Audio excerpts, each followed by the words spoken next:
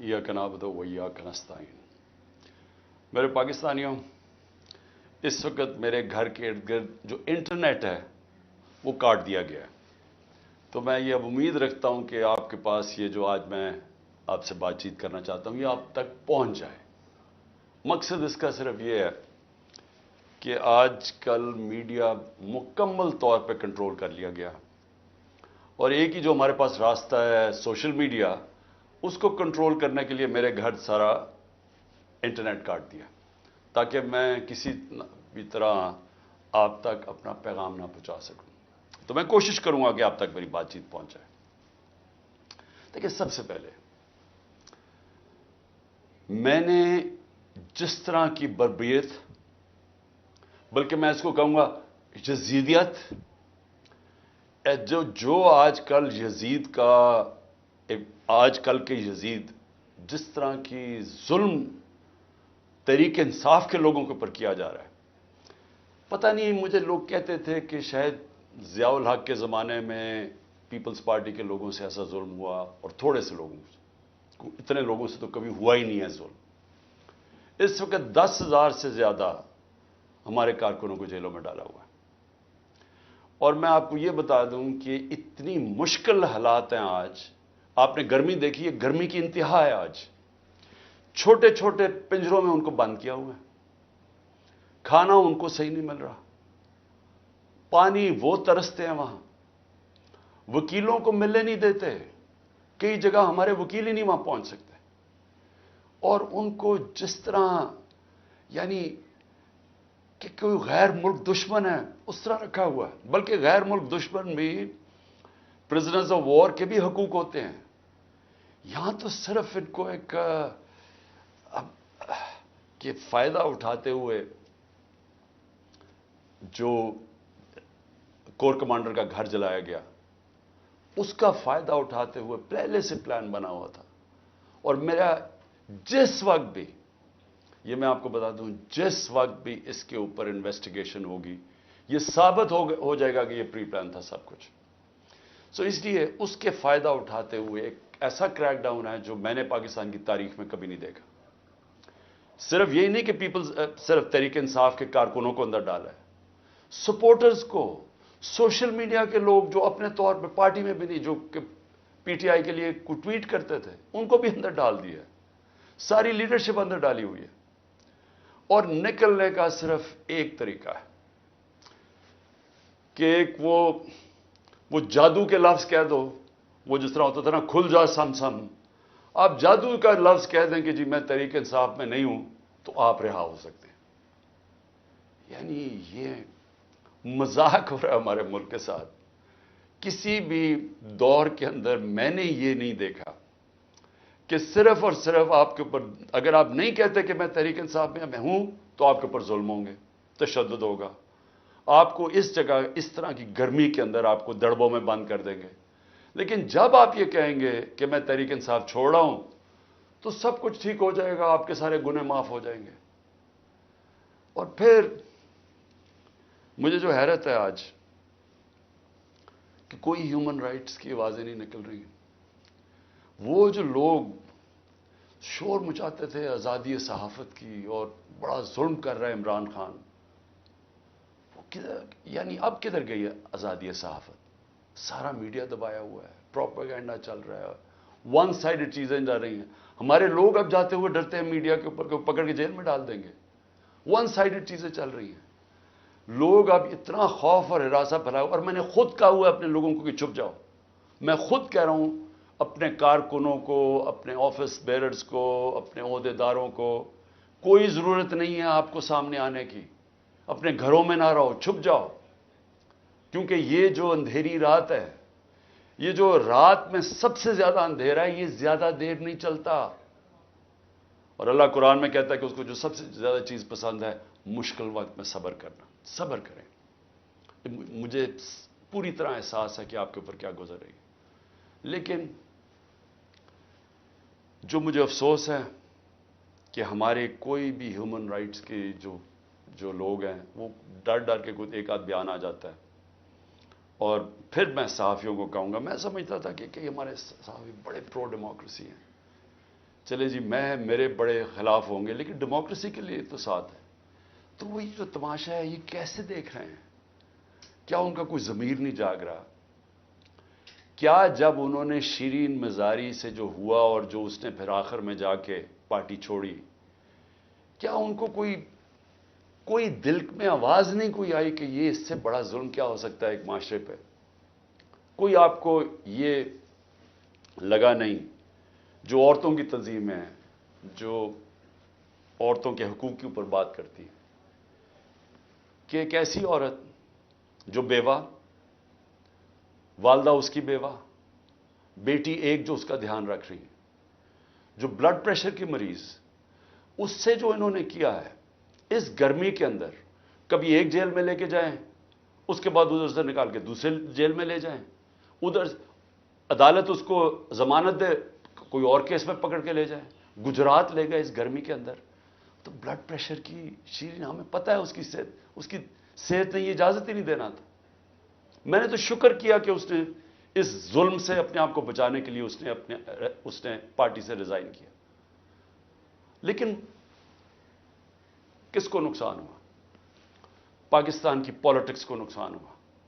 شیرین ہماری top parliamentarian تھی. میری کیبنٹ کے اندر وہ منسٹر تھی جو جس طرح وہ پڑھ لکھ کے ایک ایک ایشو کے اوپر آتی تھی، کوئی اور کیبنٹ منسٹر، ایک ہماری ڈاکٹر ثانیہ تھی، کہ اتنی محنت کر کے کبھی کیبنٹ میٹنگ میں نہیں آئی جو شیرین آتی تھی. اس کے علاوہ سارے اس کے دشمن بھی جانتے ہیں کہ وہ ایک محب وطن پاکستانی، وہ کبھی بھی اینٹی پاکستان کا نہیں سوچ سکتی تھی. شیرین مزاری جان دے دے لیکن وہ ایک پاکستانی، پاکستان کے ہر کاز کے لیے کھڑی ہوتی تھی. جو لوگ اس کو الٹرا نیشنلسٹ کہتے تھے، کئی دفعہ وہ کئی ناراض ہو جاتے تھے کہ وہ بڑی سخت باتیں کرتی تھی، لیکن وہ نظریاتی عورت تھی. تو اس سے نقصان تحریک انصاف کو تو چلے ہوا، لیکن پاکستان کی سیاست کو اور جمہوریت کو نقصان پہنچا ہے. اور عورتوں کو، بڑی کم عورتوں کے اندر اس طرح کی صلاحیت ہے پاکستانی پالیٹکس میں جو شیرین میں تھی. لیکن اس کے علاوہ مجھے آج پیغام آیا ہے کہ جی میں اب اور برداشت نہیں کر سکتا. انہوں نے میرے گھر پہ لوگ بھیجے، گھر کے اندر گھس گئے لوگ، انہوں نے آ کے رات کو بیوی، میرا 13 سال کا بچہ وہاں اندر گھس گئے، میری بزنسز کے اوپر، میرے رشتہ داروں کے اوپر پریشر ڈال دیا. لیکن کہتا آخر میں انہوں نے کہا میں تمہارے 13 سال کے بیٹے کو اٹھا کے لے جائے گیا. تو میں جی اور پریشر برداشت نہیں کر سکتا، وہ بھی چھوڑ گیا. تو یہ اس وقت کا حالات ہے کہ کسی نہ کسی طرح پی ٹی آئی کو چھوڑیں گے، سب کچھ گناہ معاف ہو جائیں گے.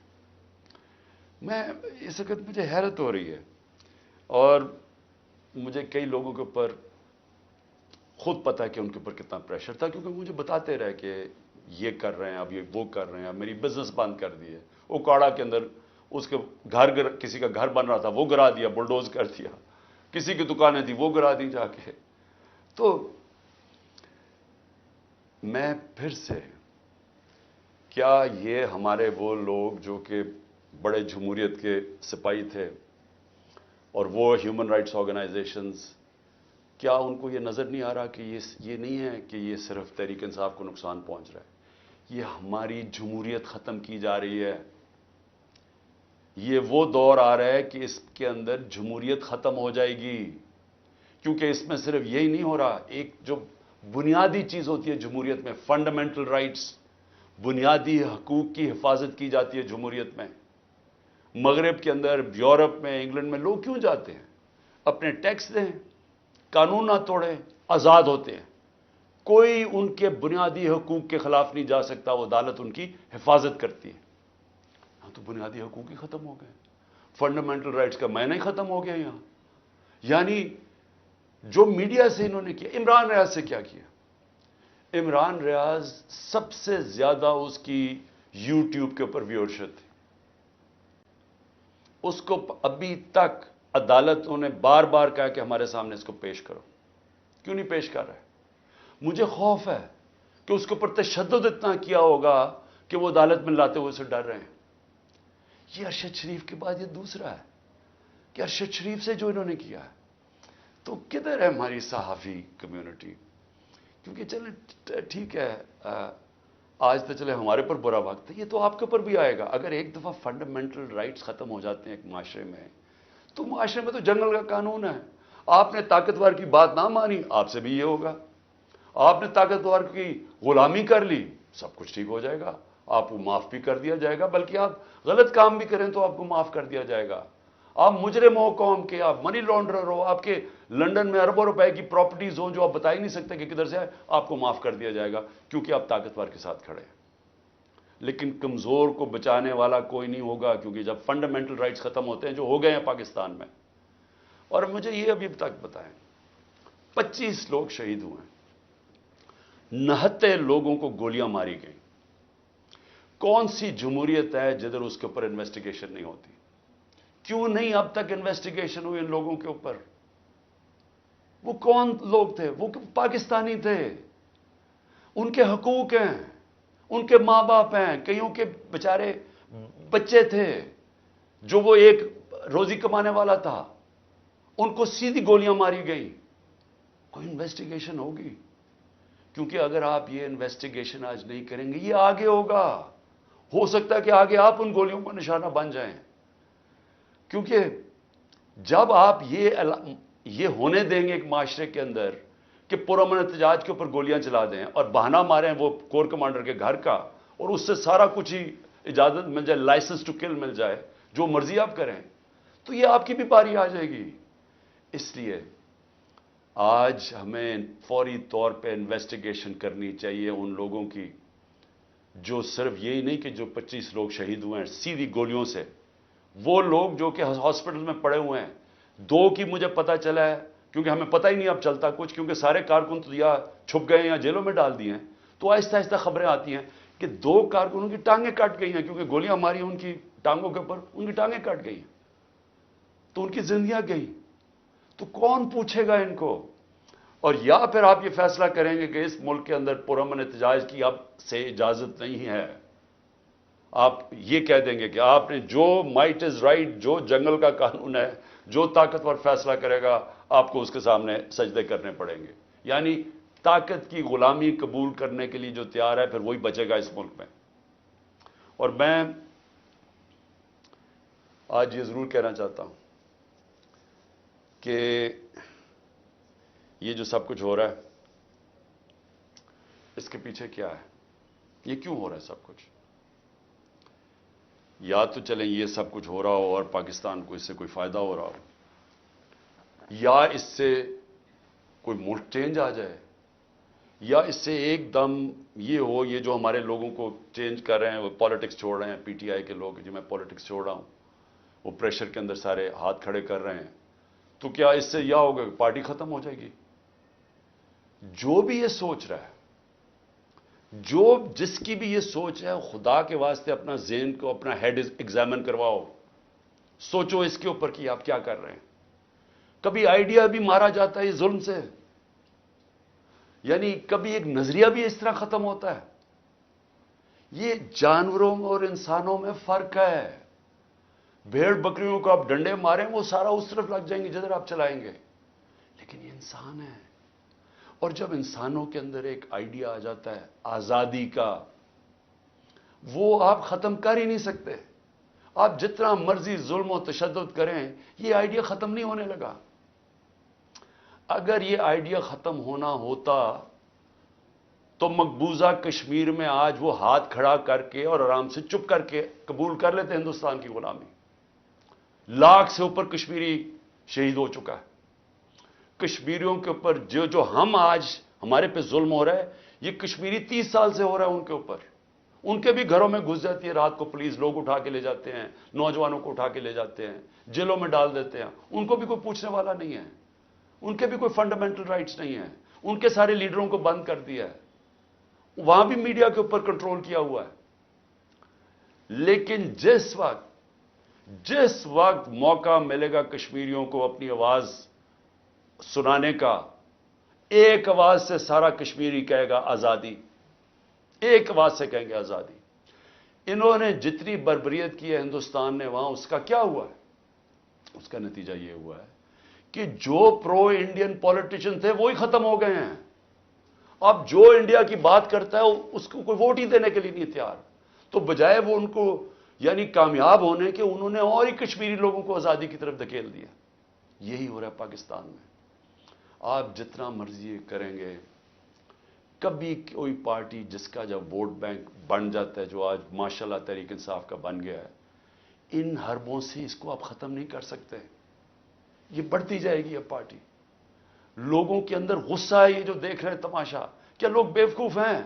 ان کو نظر نہیں آ رہا کیا ہو رہا ہے؟ آپ بشک میڈیا کے اوپر جو مرضی کنٹرول کر لیں. لوگ, جب مجھے ابھی بھی یاد ہے جب ذوالفقار علی بھٹو کے ایوب خان کے دور میں جب اس کے اوپر سینسرشپ تھی, تو ہم اس کا ایک ایک فقرہ ڈھونڈا کرتے تھے. 2 لائنیں بھی ہوتی تھی. وہ اس وقت پاکستان ٹائمز یا وہ نوائے وقت ہوتا تھا یا جنگ ہوتا, ایک ایک فقرہ ڈھونڈتے تھے اس کا کہ وہ کیا کہا اس نے. اور اب سوشل میڈیا کا زمانہ ہے, تو اب آپ کیسے بند کریں گے؟ لوگوں کو تو انفارمیشن اب مل رہی ہے. لوگوں کو تو یہ پتا چل گیا کہ یہ سارا سٹیج مینج تھا, یہ پوری کانسپریسی کی ہوئی تھی, پری پلان بنا ہوا تھا. اب اس کے اندر کئی رائے ہیں کہ آئی بی نے کیا یا ایم آئی نے کیا. اس کے اندر تو سوشل میڈیا پہ اب چل رہی ہیں چیزیں, لیکن یہ پتا ہے کہ یہ پری پلان تھا کہ انہوں نے اس کا پورا فائدہ اٹھانا تھا تحریک انصاف کو ختم کرنے کے لیے. میرا صرف ایک پوائنٹ ہے کہ جو نظریے کو ظلم اور یزیدیت سے ختم کرنے کی کوشش کر رہے ہیں, ان کو ہیومن نیچر کا بھی نہیں پتا, ان کو انسانی تاریخ کا نہیں پتا, ان کو انسانی موومنٹس کا نہیں پتا. انہوں نے جب ایران کے اندر انقلاب آیا تھا وہاں بھی بڑی بربریت ہوئی تھی, انہوں نے بڑا ظلم کیا تھا ان لوگوں کے اوپر, لیکن نہیں روک سکے تھے. اس کو کوئی روک نہیں سکتا. میری یہ بات مان لیں, اس وقت یہ سارے لوگوں کو آپ پکڑتے جائیں, ہمارے سارے پارٹی کے, اور میں ویسے آج سلام کرتا ہوں ان لوگوں کو کہ اتنے پریشر کے باوجود ہماری لیڈرشپ کھڑی ہے آج, کہتی نہیں ہم تحریک انصاف میں. میں ان کو خاص طور پہ سلام کرتا ہوں کیونکہ مجھے پتہ ہے ان کے اوپر کیا گزر رہی ہے. لیکن فرض مال سارے بھی چھوڑ دیتے ہیں تحریک انصاف کو. میں آج آپ کو کہہ رہا ہوں, جس کو میں پی ٹی آئی کا ٹکٹ دوں گا وہ انشاءاللہ جیتے گا, اور وہ اس لیے جیتے گا کہ لوگ وہ فیصلہ کر بیٹھے ہیں. مجھے یہ بتائیں, کبھی ہوا ہے پاکستان کی تاریخ میں کہ پی ڈی ایم پارٹیز کے ساتھ اس وقت اسٹیبلشمنٹ جڑی ہوئی ہے, ان کے ساتھ الیکشن کمیشن جڑی ہوئی ہے, ان کے ساتھ آئی بی اور ایف آئی اے اور ساری ایجنسیز جڑی ہوئی ہیں, ان کے ساتھ سارا جو گورنمنٹ کا یہ جو کیئر ٹیکر گورنمنٹس ہیں, یہ پوری طرح کبھی ہوا ہی نہیں ہے. Care taker government funds in کو دے رہی ہیں, سب کچھ ان کی مدد کر رہی ہیں, پھر کیوں الیکشن سے بھاگ رہے ہیں؟ یعنی جب کبھی سنا پاکستان کی تاریخ میں کہ پوری حمایت ہو اسٹیبلشمنٹ کی, اداروں کی, سب کی, الیکشن سے بھاگ رہے ہیں کیونکہ ووٹ بینک ان کا ختم ہو گیا ہے. پولیٹیکل پارٹی تب ختم ہوتی ہے جب اس کا ووٹ بینک ختم ہوتا ہے. ان کا ووٹ بینک ختم ہے. آپ اس گھوڑے کے اندر جتنی مرضی پھونک بڑھتے رہیں, اس نے گرنا ہی ہے. جب ریس میں کھڑا ہوگا یہ گر جائے گا. اور تحریک انصاف کو آپ نہیں ختم کر سکتے. لیکن جو میں تیسری بات کرنا چاہتا ہوں, لیکن مجھے اپنے ملک کے اوپر خوف آ رہا ہے. عمران خان کو باہر کرتے کرتے یہ تو ہمارا ملک تباہ کر رہے ہیں. کوئی سوچ رہا ہے کہ معیشت کس طرف جا رہی ہے؟ کوئی اب تنخواہ دار طبقے سے کسی نے پوچھا اب یہ بل آئیں گے بجلی کے, ان سے ذرا پوچھا کہ وہ کیسے بل دیں گے؟ کبھی کسی نے پوچھا ہے کہ جو 100 روپیہ تھا ہمارے دور میں جب ہم چھوڑ کے گئے ہیں, وہ صرف 50 روپے اس کی قیمت, خریدار قیمت رہ گئی ہے. تو اس مہنگائی کے اندر کسی نے پوچھا ہے کہ اس ملک کا کمزور طبقہ کیسے گزارا کر رہا ہے؟ کمزور طبقہ چھوڑے, میں تنخواہ دار طبقے کی اب بات کر رہا ہوں جن کو اچھی خاصی تنخواہیں ملتی ہیں, وہ سوچے وہ کیسے گزارا کر رہے ہیں. اور سوچا ہے کہ اس وقت ہمارے جو پروفیشنلز ہیں جو دنیا میں کہیں بھی نوکری کر سکتے ہیں, 9 لاکھ پروفیشنل ملک چھوڑ کے چلے گئے. اس کی کوئی اندازہ ہے کہ یہ کتنا بڑا نقصان ہے؟ اگر پاکستان میں ہم نے شوکت خانم کینسر ہاسپٹل بنایا تھا, اور آپ سارے عرب دنیا میں چلے جائیں, وہاں اگر آپ کو کینسر ہاسپٹل ملے گا تو سارا باہر سے لوگ, ان کے جو سٹاف ہے, جو آنکولوجسٹ ہیں, جو کینسر اسپیشلسٹ, سب باہر سے آئے ہوئے ہیں. پاکستان میں کیوں ہم بنا سکے انٹرنیشنل کیلیبر کا ہاسپٹل؟ کیونکہ کوالیفائڈ پاکستانی باہر سے آئے تھے یہاں کام کرنے کے لیے. اب وہ لوگ باہر جانے کا سوچ رہے ہیں. 10% ہمارے کنسلٹنٹ چھوڑ کے جا رہے ہیں. اور اگر یہ میں اپنی انسٹیٹیوشن کی بات کر رہا ہوں تو مجھے بتائیں باقی جگہ کیا ہو رہا ہوگا. جب اس ملک کے پروفیشنلز پڑھے لکھے لوگ چھوڑ کے ملک جا رہے ہیں, سوچیں یہ ملک کدھر جا رہا ہے.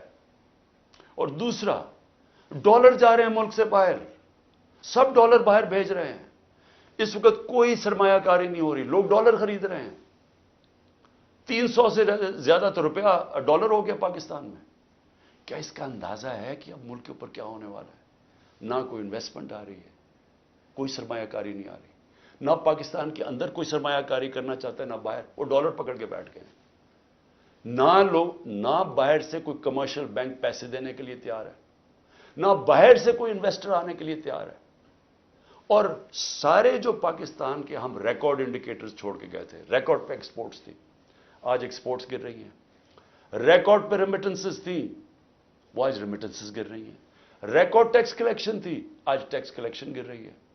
آئی ٹی 75% ہماری ایکسپورٹس بڑھی تھی, فیوچر ٹیکنالوجی کا, وہ آج نیچے چلی گئی ہیں.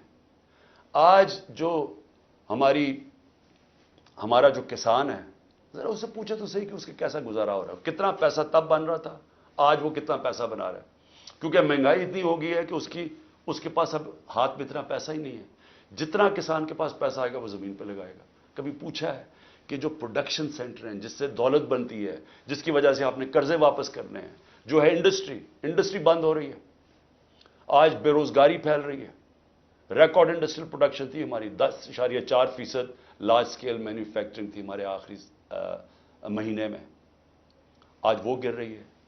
آج جو سب سے خوفناک چیز ہے کہ جب آپ کے باہر سے ڈالر کم آ رہے ہیں, جب آپ کے ڈالر کم آنے شروع ہو گئے ریمیٹنسز اور ایکسپورٹس کے, اس کا اب کیا ہوگا؟ قرضے بڑھتے جا رہے ہیں, ڈالرز کم ہوتے جا رہے ہیں. آج جتنا پاکستان اپنا ٹیکس میں پیسہ اکٹھا کرتا ہے, یہ سن لیں پاکستانیوں, جتنا ہم ٹیکس میں پیسہ اکٹھا کرتے ہیں سارا قرضوں کے اوپر سود پہ چلا جاتا ہے. ملک پھر قرضوں پہ چل رہا ہے. اب ریکارڈ قرضہ لے رہے ہیں ہم, سود ادھر پہنچ گیا ہے قرضوں کے اوپر کہ سارا ہی ہمارا ٹیکس کا پیسہ اب سود میں چلا جائے گا. تو میں یہ سوچنے کی کوشش کر رہا ہوں کہ کیا یہ جو لوگ یہ فیصلے کر رہے ہیں کہ عمران خان کو باہر رکھو, کیا ان کو نہیں نظر آ رہا کہ پاکستان ڈوب رہا ہے؟ کیا ان کو نہیں نظر آ رہا کہ ان کے پاس روڈ میپ ہی کوئی نہیں ہے؟ میں آج میں کمیٹی بنانے کے لیے تیار ہوں, ایک مذاکراتی کمیٹی. کسی سے بھی, وہ جو بھی اس وقت طاقتور لوگ ہیں, میں ان سے جا کے وہ بات کریں. وہ 2 چیزیں کر لیں, کیونکہ اور تو ابھی مجھے تو سمجھ نہیں آ رہی. ہم نے بڑی کوشش کی بات کرنے کی, جو یہ پہلے لوگ تھے وہ عجیب باتیں کرتے تھے کہ جی ہم تو اکتوبر میں الیکشن کروائیں گے. کیوں جی اکتوبر میں الیکشن کروائیں گے؟ بولے نا, وہ اس لیے کروائیں گے کہ یہ انہوں نے کرنا تھا ہمارے ساتھ, جب کرش ہو جائے گی تحریک انصاف تو تب الیکشن کروائیں گے. اور ان کے پاس کوئی جواب ہی نہیں تھا. میں یہ کمیٹی بناتا ہوں, میں 2 چیزیں کہتا ہوں, 2 چیزیں کرتے ہیں. اگر اس کمیٹی کو یہ بیٹھ کے کہہ دیں کہ جی عمران خان کے بغیر پاکستان بہتر ہو جائے گا اور آپ کے پاس کوئی سلوشن ہے, میں پھر سے کہتا ہوں کہ اس ملک کی خاطر میں چھوڑ دیتا ہوں, میں پیچھے ہٹ جاتا ہوں.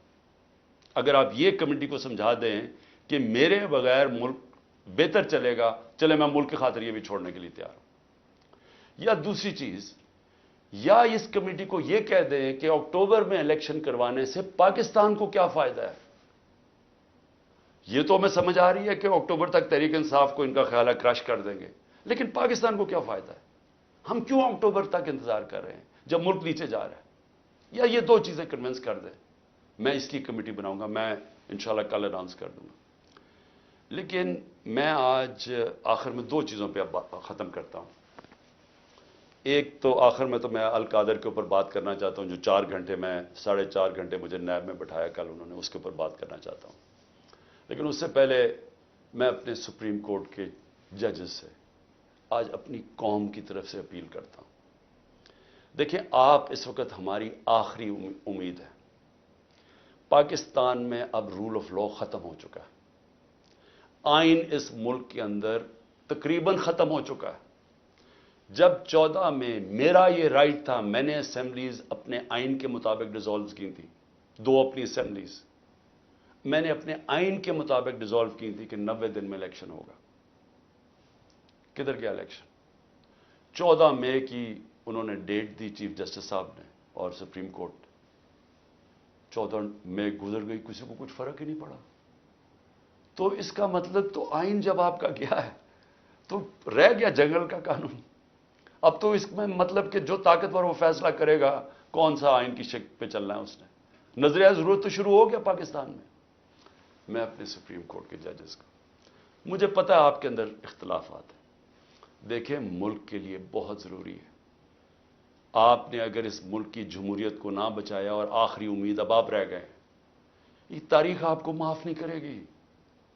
کیونکہ جا رہا ہے جس طرح پاکستان جا رہا ہے، یہ ساری ہماری ڈیموکریسی کو ڈسمینٹل کیا جا رہا ہے.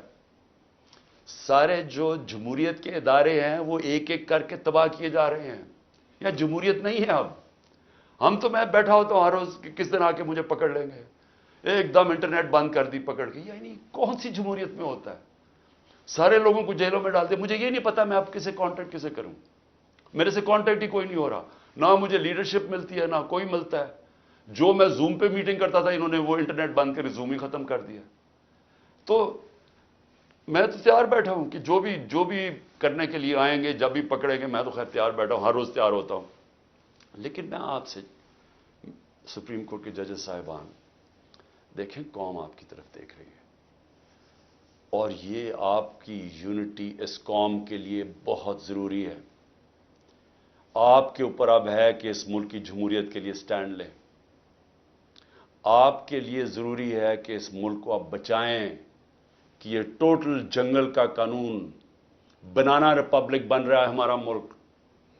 یہاں کسی شہری کو اس وقت جو آج آواز اٹھاتا ہے، کوئی تنقید کرتا ہے، اس کو یا اٹھا کے لے جاتے ہیں یا اس کو مارے پڑتی ہیں یا ان کی بزنسز بند کر دیتے ہیں.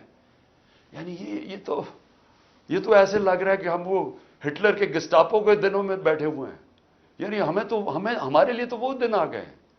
تو موزز سپریم کورٹ کے ججز صاحبان، یہ آپ کے اوپر بہت بڑی ذمہ داری ہے. اور اللہ ان لوگوں کو، جن لوگوں کو ذمہ داری دیتا ہے، ان کے اوپر امتحان بھی بڑا ڈالتا ہے. یہ آپ کے اوپر ہے ہماری جو رئیس جمہوریت ہے اس کو بچانا، کیونکہ ہمیں اور اب کوئی امید نہیں نظر آ رہی. آخر میں القادر کے اوپر دیکھیے چیزیں، اب آپ نے ایسے سمجھنا ہے کہ یہ ساری جو ایک کیبنٹ کے اندر فیصلہ ہوا تھا 3 دسمبر 2019 میں، اب آپ نے ایسے دیکھنا کہ آپ میرے کیبنٹ ممبرز ہیں اور آپ نے کیا فیصلہ کرنا ہے. یا میں نے اب سارا میرا جو کیس بنا ہوا ہے وہ یہ کہہ رہے ہیں کہ یہ عمران خان آپ نے فیصلہ غلط کیا. آپ نے یہ فیصلہ اس لیے کیا کہ وہ القادر ٹرسٹ جو 1 سال پہلے بننا شروع ہو گیا تھا، آپ نے فیصلہ کیا اور اس کی گراؤنڈ بریکنگ ہو گئی تھی اس سے 7 مہینے پہلے. لیکن یہ کہہ رہے ہیں کہ وہ القادر ٹرسٹ میں کیونکہ آپ کو فائنینشلی فائدہ ہوا جو کہ نہیں ہوا، اس لیے آپ نے یہ غلط فیصلہ کیا. اب یہ فیصلہ کیا تھا ذرا آپ نے سمجھنا کہ آپ میرے کیبنٹ ممبر ہیں. کیبنٹ کے سامنے یہ چیز رکھی گئی کہ جی ہمارے ایک ملک ریاض کے اور این سی اے ہوتا ہے نیشنل کرائمز، ان کی نیشنل کرائم ہوتی ہے ایجنسی. وہ این سی اے نے ملک ریاض کے پیسے فریز کر دیے 190 ملین پاؤنڈ انگلینڈ کے اندر. اور ورڈ یہ سنیں، انہوں نے کہا یہ سسپیشس ٹرانزیکشن ہے. انہوں نے منی لانڈرنگ نہیں کہا. انہوں نے کہا کہ ہمیں شک ہے کہ یہ پیسہ یہ وائٹ پیسہ نہیں ہے، بلیک کا پیسہ. انہوں نے پیسے فریز کر دیے. ملک ریاض اور این سی اے کے بیچ میں ایک اگریمنٹ ہو جاتی ہے، ان کے وکیل اگریمنٹ کر لیتے ہیں. اس اگریمنٹ کے تحت یہ فیصلہ ہوتا ہے، ملک ریاض کہتا ہے کہ یہ جو 190 ملین پاؤنڈ ہے، یہ میں پاکستان میں جو میں نے سپریم کورٹ کو وعدہ کیا تھا، جو میرے اوپر جرمانہ لگا تھا، میں یہ اس اکاؤنٹ میں ڈالنا چاہتا ہوں سپریم کورٹ کے. ہماری کیبنٹ کے سامنے اب یہ آتا ہے کہ آپ کے پاس 2 چوائسز ہیں. اگر آپ اس کو یہ اگریمنٹ کو کانفیڈینشل رکھیں گے، یعنی آپ کیبنٹ کے اندر کھولیں گے نہیں، کیونکہ انہوں کا یہ تھا کہ جب کیبنٹ میں اگریمنٹ کھلے گی تو وہ پبلک ہو جائے گی، کیونکہ کیبنٹ کے منٹس پبلک ہو جاتے ہیں۔ تو انہوں نے کہا کیونکہ وہ پبلک ہو جائے گی اس لیے ہم اس کو کانفیڈینشل رکھتے ہیں، لیکن اگر عدالت کھولنا چاہے تو وہ کھول سکتی ہے، یا کوئی ایجنسی نیب کوئی کھولنا چاہے کھول سکتی ہے۔ یہ تھی اگریمنٹ۔ لیکن اگر آپ یہ نہیں مانتے، اب یہ ذرا غور سے سنیں، اگر آپ اس کو کانفیڈینشل نہیں رکھتے تو آپ کو پاکستان کی گورنمنٹ کو برطانیہ کے اندر جا کے کیس کرنا پڑے گا کہ یہ جو 190 ملین پاؤنڈ ہے یہ پاکستان سے منی لانڈرنگ ہو کے گیا ہے، اور آپ کو ثابت کرنا پڑے گا کہ یہ پاکستان سے منی لانڈرنگ ہوئی ہے۔ اب سمجھ گئے؟ اب اگر آپ یہ کیس ہار گئے تو یہ پیسہ انگلینڈ میں رہ جائے گا، یہ آپ کا 190 ملین پاؤنڈ چلا جائے گا، یہ انگلینڈ میں رہ جائے گا۔ تو اگر آپ کو کیس جیت جاتے ہیں تو پھر وہ پاکستان میں آئے گا، اور وہ دوسری مد میں آئے گا، وہ آئے گا اس مد کے اندر کہ یہ جو سپریم کورٹ کی جو اکاؤنٹ ہے اس میں نہیں جائے گا، گورنمنٹ آف پاکستان کو آ جائے گا منی لانڈرنگ کا۔ اب کیبنٹ کے اندر ڈسکشن کیا ہوتی ہے؟ ہمیں بتایا جاتا ہے کہ $100 ملین پاکستان لٹیگیشن میں، یعنی ہم وکیلوں کو دے بیٹھے ہیں اور پیسہ ڈوب چکا ہے $100 ملین، اور کچھ نہیں ہمیں ملا واپس۔ ہمیں لیگل ایکشن سے آج تک ایک آنا نہیں ملا، اور انہوں نے کہا یہ 5-6 سال لٹیگیشن چلے گی، اور کوئی گارنٹی نہیں ہے کہ آپ ثابت کر سکیں گے کہ جی منی لانڈرنگ کا پیسہ ہے آپ یہ، اور اگر آپ نے ثابت نہ کیا تو یہ پیسہ انگلینڈ چلا گیا۔ اب یہ تھا کیبنٹ نے کیا فیصلہ کیا، آپ کیا فیصلہ کریں گے کہ کیا مجھے 190 ملین پاؤنڈ مل رہا ہے وہ پاکستان آ جائے اسی وقت؟ ہمیں بڑی ڈالرز کی ضرورت تھی، ہمیں ہمیشہ ہوتی ہے، آج بھی ہمیں ڈالرز کی ضرورت ہے، اور کبھی اتنا پیسہ پاکستان نہیں آیا۔ کیا ہم اس پیسے کو فوری طور پہ لے آئیں اور اسٹیٹمنٹ میں کر دیں، یا پھر ہم قانونی کارروائی میں پڑیں جو کہ 5-6 سال چلے گی اور پتہ نہیں پیسہ آئے گا نہیں؟ مجھے ایک آدمی بتا دیں کہ جو اس سے اختلاف کرے گا کہ وہ پیسہ پاکستان لے آؤ۔ میں یہ پوچھنا چاہتا ہوں کہ کون سا احمق ہوگا جو پتا ہوگا کہ آپ نے کیس بھی نہیں، یعنی کون سا یہ جوا کھیلے گا اور 5-6 سال انتظار کرو اور ہو سکتا ہے پیسہ ہی نہ آئے؟ تو ساری کیبنٹ نے فیصلہ کیا کہ جناب ٹھیک ہے، کانفیڈینشیل اگریمنٹ ہم مان لیتے ہیں، پیسہ پاکستان آ جاؤ۔ پیسہ پاکستان آ گیا، اسٹیٹ بینک کے اندر ڈپازٹ ہو گیا، سپریم کورٹ کے اندر وہ پیسہ ڈپازٹ ہو گیا 190 ملین پاؤنڈ۔ اب اگلی بات، اب نیب مجھے کہہ رہی ہے کہ آپ نے یہ اس لیے بدنیتی سے کیا کیونکہ آپ نے ملک ریاض نے آپ کے لیے القادر ٹرسٹ جو ہے وہ اس نے جو سارا اس کا سپانسر وہ تھا، تو آپ نے اس کو فائدہ پہنچانے کے لیے کر دیا۔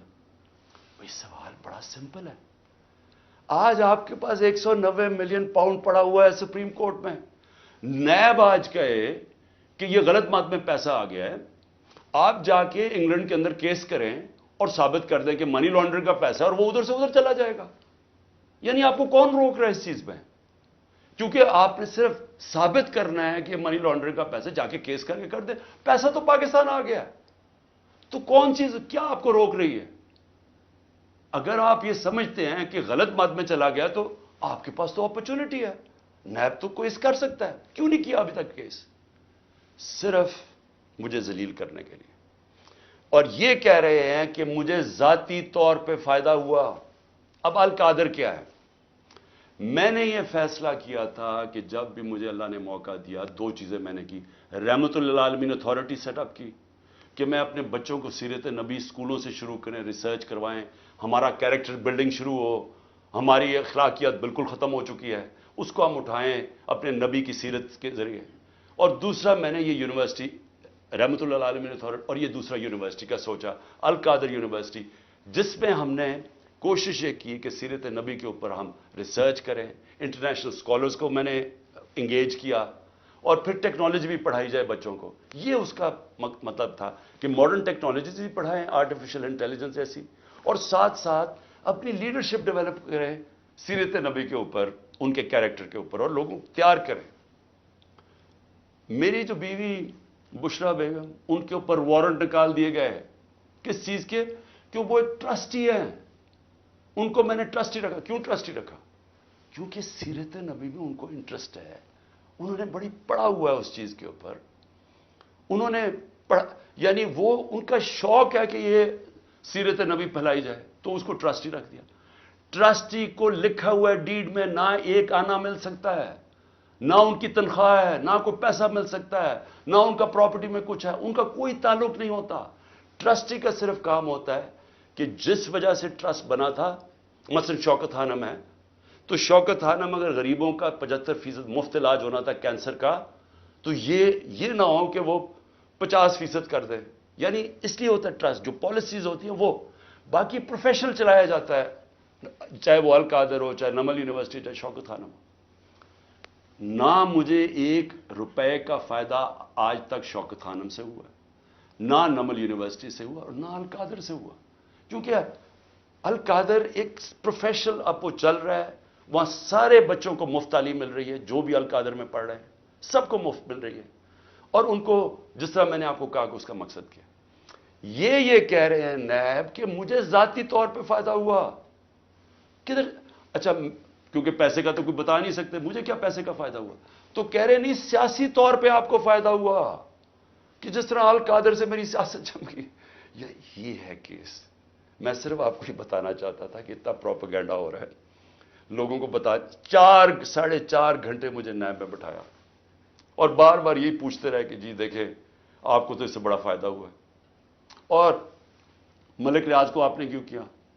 بھئی ملک ریاض کو اس لیے کیا کہ پاکستان کے سب سے بڑا بلڈر ہے وہ ہے ملک ریاض.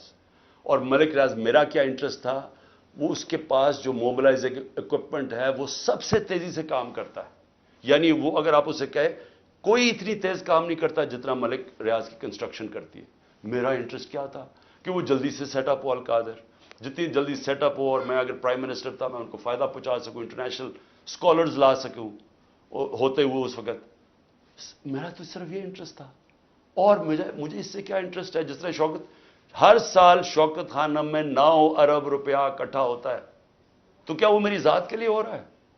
اس لیے میں چاہتا تھا کہ میں آپ کو کلیئر کر دوں کہ جس طرح کی کوششیں کی جا رہی ہیں, اور مجھے جو انہوں نے پکڑا تھا نیب میں وہ اتنی بدنیتی تھی کہ انہوں نے 28 کو ایک دم میری جو انکوائری کو انویسٹیگیشن میں بدل دیا. مجھے انکوائری رپورٹ ہی نہیں دکھائی, اور 28 کو انکوائری سے انویسٹیگیشن کرتے ہیں, 1 تاریخ کو میرا وارنٹ نکال دیتے ہیں, اور مجھے پتہ ہی نہیں ہے کہ قانون کہتا ہے کہ انکوائری میں میرا جواب آنا چاہیے.